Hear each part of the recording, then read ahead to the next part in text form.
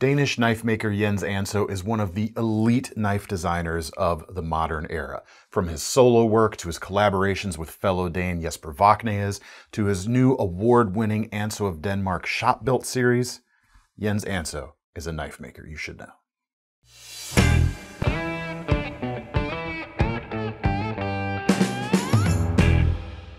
Hey everyone, David C. Anderson here coming at you from the KnifeCenter, and as mentioned, you ought to know about Jens Anso.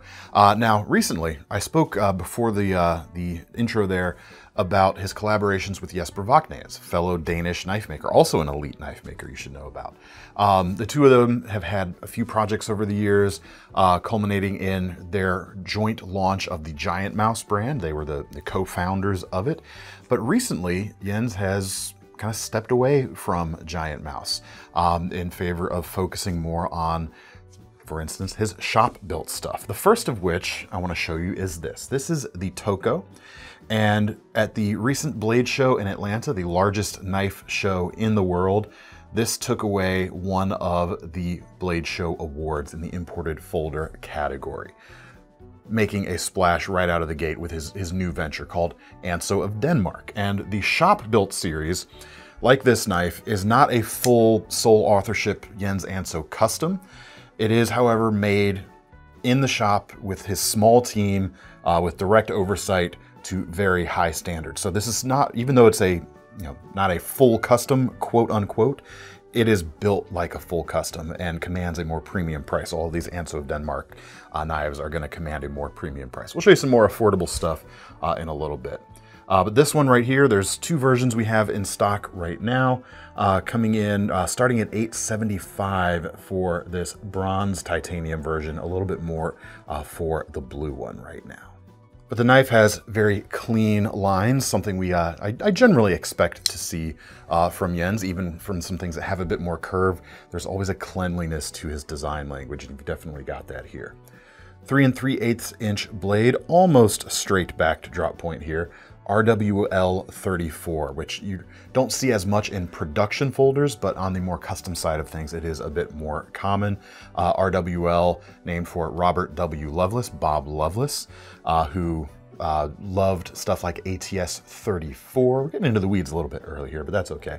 And this is a powder metal, essentially, version of ATS 34. Real high performing and very nice to machine. And we've got a stone-washed hollow grind on this knife. Again, something you see less of in high-end production folders, although we are starting to see a little bit more of it from some of the bigger players on the production side of things. So that doesn't set it apart quite as much anymore, but it still is something that sets this a little apart. It's just so clean. My favorite detail of this button lock flipper, though, are the titanium handles here. It has a milled pattern on it, with almost like a diamond texture plate to it, but it is so finely done that it just becomes a single texture under your thumb. It is smooth in a way that is just incredibly satisfying, and it takes real fine tooling and a lot of time to get this done just so. I'm really glad they didn't shy away from something like that with this. The inside is also heavily milled out to take weight away. They've got like a sort of mud track pattern in there. The result is, a full-sized knife, but this is only 3.3 ounces with a titanium handle that is pretty impressive. It has more of the feel that you might expect from, let's say, an aluminum handle, which would be give you this type of weight distribution. But because it is so so milled out on the inside, it's just spectacular. We've got a milled pocket clip on the back and a really nice and really cleanly integrated backspacer with a lanyard attachment right there. Again, that's the one adjective that I would always, in my head, I associate with Jens's stuff. It's usually just so clean. And the action's pretty darn good too, with the button lock on and the flipper on this bad boy. You can check them out while we've got them. I say while we've got them because some of these are sort of limited by the nature of how they are built, and we're going to see more periodic releases of new designs from Anso of Denmark as time rolls on. But let's keep going with what we got right here. The next is the AROS, a small sheepsfoot bladed folder, sort of a modified sheepsfoot. 2.5 inch RWL 34 again. $795 for this titanium version, although we have a Lexan version that's a couple $100 cheaper at this point in time. If these are still available, you could check that one out as well. But I'm a really big fan, even though the Lexan is lightweight, this titanium feels really good. A little bit more weight to this than the Lexan version, of course, 2.7 ounces. So you can really see the difference that heavy milling on the inside makes on that first knife right there to get the weight down to what it is. Again, really clean lines overall, hollow grind on that blade. I like the decorative detail here on the pivot surround, connecting it to the button for that button lock flipper right there. It is very easy to use despite being a very subtle stick out there, a subtle tab for the flipping action. Just really, really nice. The lanyard solution here is also really cool. It's a backspacer again, but you've got a pass-through in the front scale coming in to the backspacer there. So it doesn't go all the way through to the pocket clip there, or to the backside, which allows you to have this pocket clip without having to worry about making room for the lanyard hole pass through on the other side. And if you're not going to do a reversible pocket clip, which this one does not have that, you can get away with something like that. So that's pretty cool. It lets you get that narrow tapered handle and still have room for everything in a way. It's a really nice solution that I think looks really cool too. Next up, we've got a Sheepsfoot bladed utility knife.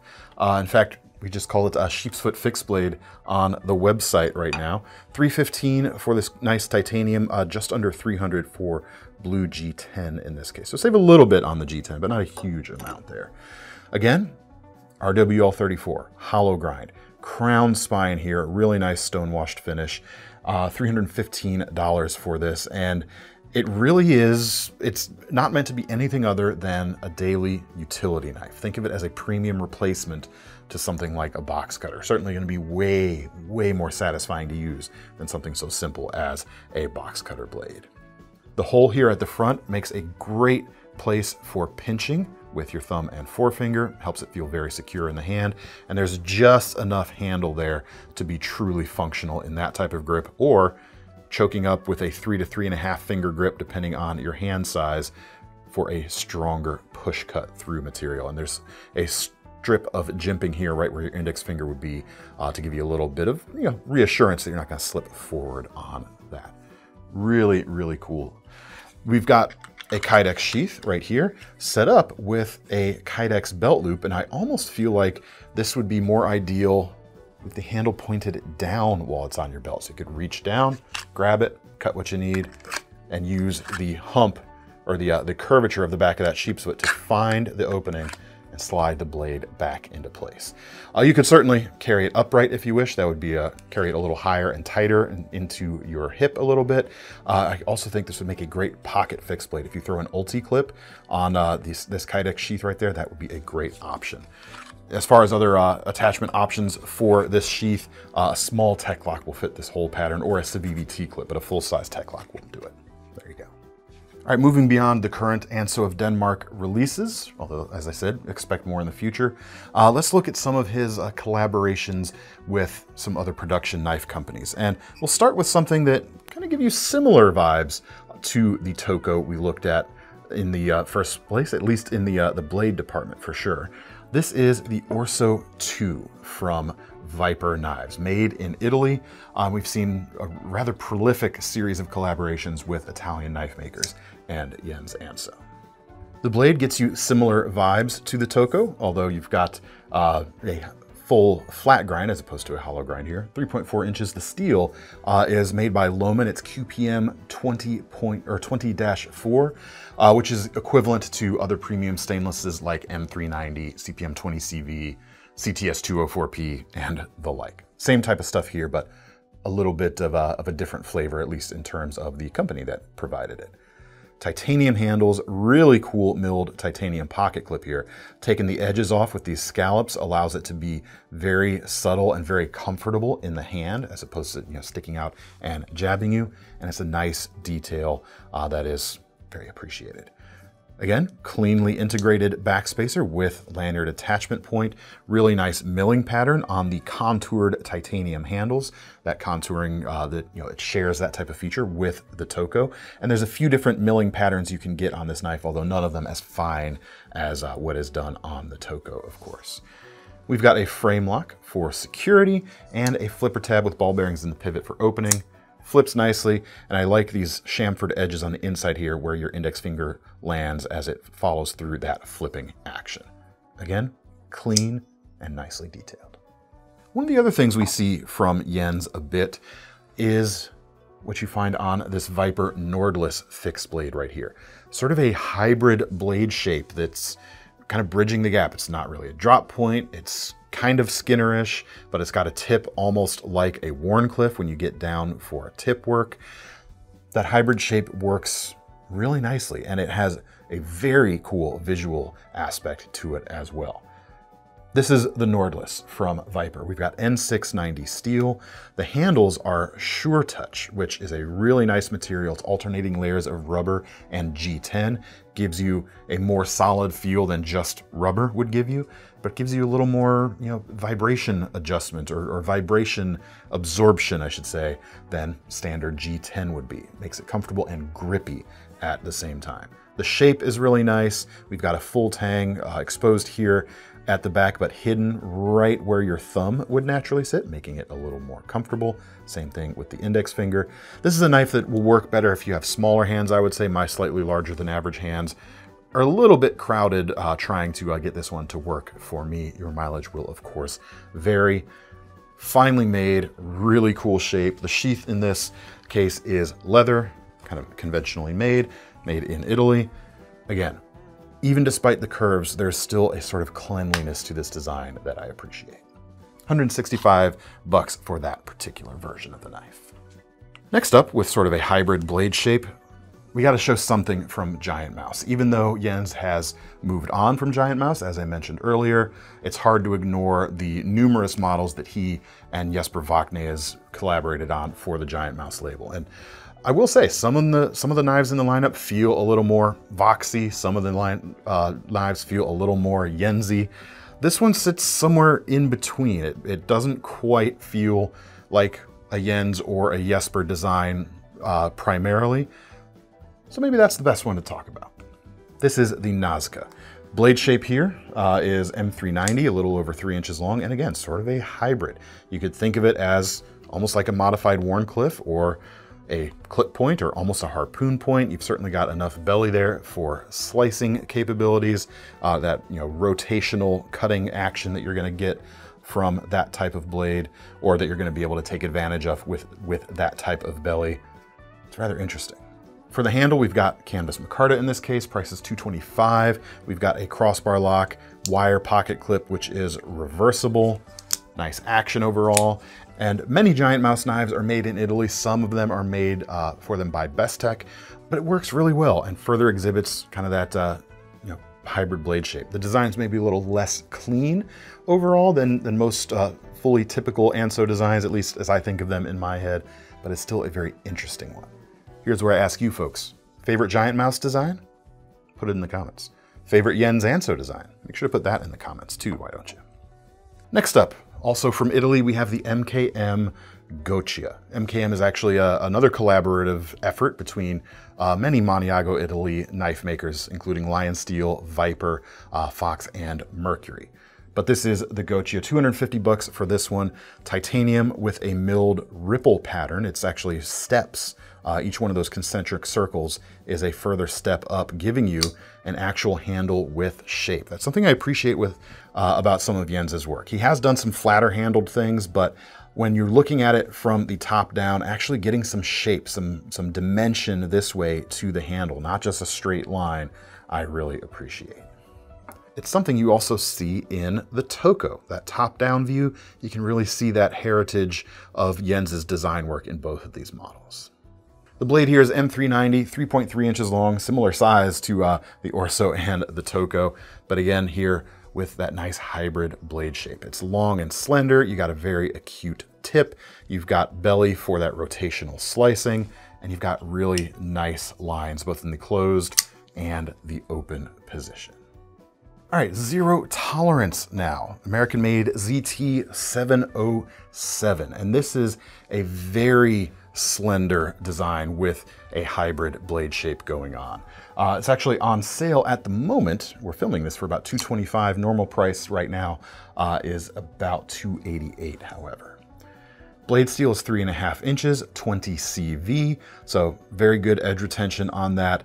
Thinner blade stock than most of what we've seen here so far, so this might be one of the slicier, more efficient cutting options overall. Handles, we've got carbon fiber on the front, titanium frame lock on the back, and the weight on this is really kept to a very extreme minimum as well. This is actually even lighter than the TOKO we looked at earlier, 2.3 ounces. So even though the TOKO is not as light, the TOKO is really showing his commitment to those larger, lighter folders, but this one really takes it up another level. But the reason for that lightweight nature is that front handle is essentially all carbon fiber. There's no supporting liner there. There is a little bit of metal in there, and that is thanks to ZT's tuned detent system. It's adding a second detent bar or detent ball from the front side of the handle, and that actually gets around one of the potential drawbacks of a frame lock. A lot of times, if you're flipping a frame lock knife and you squeeze on the lock bar too much, you put pressure on the blade that makes it very difficult to open. With the tuned detent system, you can be putting pressure on the blade and still open that knife nice and crisply. Like I'm trying to get it to fail by squeezing the lock bar real hard there, and it doesn't. It just keeps going. The other detail I like that really leans into like that cleanliness factor I've been talking about, the pocket clip. It is screwed in from the inside and actually mounted on the inside. It's not just screwed in from the inside. It is mounted internally and then loops over the top. No visible screws to worry about, and a very subtle pocket clip when it is in the pocket. Very, very unobtrusive. We've also got the 230 and 235 from ZT. To right here, these are non-locking knives with the detent joint style of construction. And with the 230, we've got a pretty straightforward sheepsfoot design. And with the 235, again, we have a cool Yenzi hybrid blade shape going on. Full flat grinds on both, 20 CV steel on both, about 2.6 inches overall. We've got G10 for the 235 and lighter weight carbon fiber for the 230. Again, nice details. You can see this type of backspacer with lanyard point across several Anso designs. Check it out there on the Goccia. Not identical in shape, but very clearly from the mind of the same designer, the way they are laid out. No pocket clip on the 230, but the 235 does have that same type of clip as we saw on the 707, that internally mounted loop over pocket clip. If you've never held or never used a detent joint style knife before, they can be very fun to open. They're even more fun actually to close because you can flick them closed just like that. ZT's version is very fun to close, and this knife, I think, you know, at least from what is currently available on the production sphere with Jens's name on it, is a nod to the fact that he's a European, and in Europe, you know, locking knives and larger knives, it's a little harder to carry every day than it might be here in the US. So having a smaller, non-locking knife that is still fun to use and high performance speaks to where he comes from. All right, so these two knives, the ZT230 is on sale right now for $150. Regular price is about $205. We're at $140 for the 235. Regular price there is about $160. So you can get these at a decent discount right now while this video goes up. Not sure how long those deals are going to last, however. But if you want to spend less money, but you want something with the Anso name on it, these are some more budget-friendly options. First, we have from Fox, one of the other Italian knife makers, the Zero 2.0. This is the Desert Warrior, even though I think it's more of a hunting type of knife overall, but that's just the Nesmuk fan in me. You got this real cool leaf-shaped blade, actually almost more reminiscent of like the Asian Shilin cutter type of blade, which is seeing a bit of a resurgence right now. $66 and some change for this version right here. The steel is B-cut, good basic stuff. Injection molded handles, mid-mounted lockback, and a reversible deep carry pocket clip. It's a good knife for lefties or righties, thanks to its fully ambidextrous controls. I'm not a lefty, that's why it was a little more tricky to open for me. And that's due to the nature of the lockback mechanism. It's more of a deliberate open than a modern ball bearing type of flipper knife. But it feels really nice in some holds. It's about a 3.5 finger grip for me. It's not really a knife I'm gonna like gorilla grip and really push into some cut. This is more smaller tasks and more precise tasks overall. Really nice edge geometry or blade geometry overall, thanks to the full flat grind and the nice belly and the amount of tip on it. I like it very much. It's about 2 3/4 inches on the blade length there. For the truly budget conscious, I would go with this, the Kershaw Fraxion, Fraxion. Two versions. There is a stonewash bladed version, which is on sale for about $25 right now. The black stonewash bladed version is on sale for about $18 right now, which is a great price for this capable small folder. 2 3/4 on the blade here. The handle is G10 with a carbon fiber overlay with a nice geometric pattern going on. We've got a nested liner lock, which is a little bit elevated than a simpler liner with integrated lock here. They actually had to mill out some of the inside there to make room for that nested feature. It's a little more premium, a little bit nicer. And ball bearings in the pivot, giving you nice crisp flipping action overall. Standard 2-screw pocket clip here, lefty or righty compatible. 8CR series steel, which is good basic stuff as well, especially when you consider you can get it for about 18 bucks. So maybe at first glance, this doesn't feel quite as yensy as some of the others, but let me show you some other things to connect it. First, we've got the Nazca right here. Tell me you don't see a little bit of similarity in those blades right there. I do. Additionally, the rear end treatment to this knife back here, in a way, feels quite similar to me as this knife right at the beginning. Very similar lines overall on that back end. Very cool. Especially at the price, 18 bucks for the black stonewashed version. This could be a great way to start your Jens Anso collection, or just pick up a nice EDC for not too much money. All right, the last pocket knife we'll look at is the Kershaw Kapsule with this sliding manual out the front action. Such a fun knife. These are about 35 bucks normally, a couple bucks off on sale at the current moment in time. Sub 2-inch blade, 8CR series stainless, a more straightforward dagger style grind, but single edged, of course. It's so much fun. Like, this was such a hit when it first came out for good reason. It is fun, it is useful. It's not just a gimmicky shape or mechanism.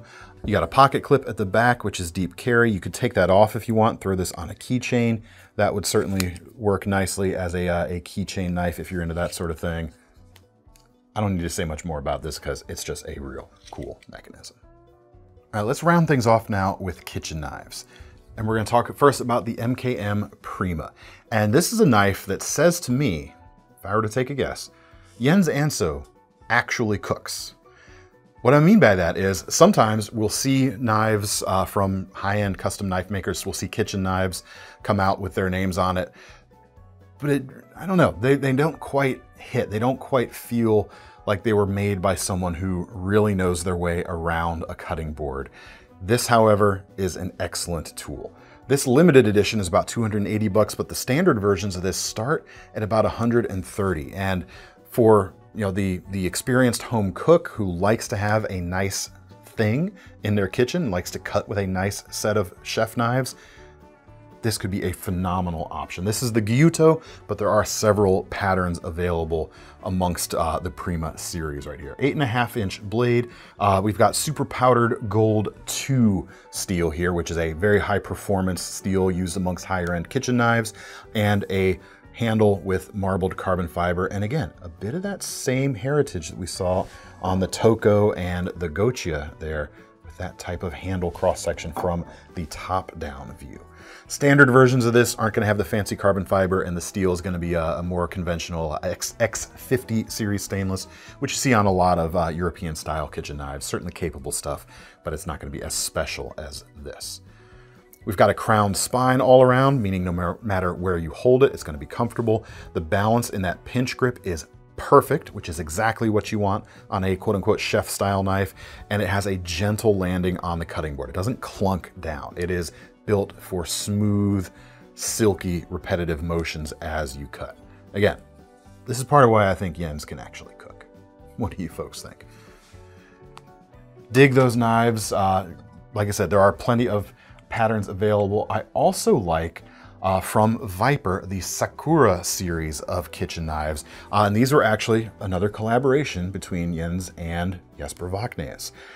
This one right here is the Santoku style knife with a 7.875 inch blade. Kind of a hybrid shape here going on as well. About $98 or $99 for this right here as well. Some nice details like the faux hammer marking here on the side. Really nice handle shape. Again, check out that top-down view. Nitro B steel on these. Nice details like these attachment hardware here. That's an extra bit of bling. I really personally like the steak knives that are available. I actually have a set of these in my own home. A 2-pack of these is about 119 bucks. If you think that's too much for steak knives, just remember this is built to the same degree as this $99 knife right here. So you've got 2 smaller knives with the same types of materials overall for, you know, just a little bit more.